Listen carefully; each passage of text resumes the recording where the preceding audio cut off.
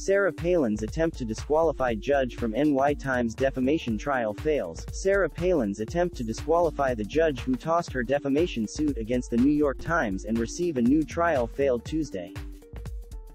The former Republican vice presidential candidate called on Manhattan federal court judge Jed Rakoff to disqualify himself in March, arguing a new trial was required after he made a series of errors that tainted the jury's decision.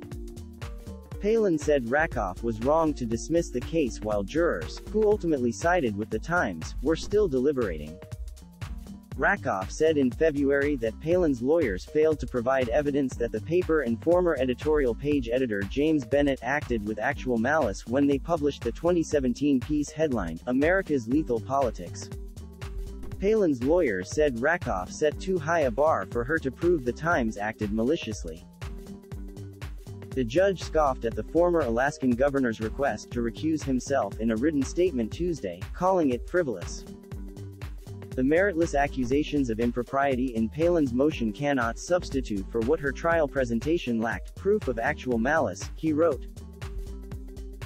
Rakoff said she failed to identify any legal errors in her request. The article in question, a June 14, 2017 editorial, was published the same day a gunman opened fire on GOP members of Congress at a Northern Virginia baseball field, and sought to comment on gun control and heated political rhetoric in the U.S.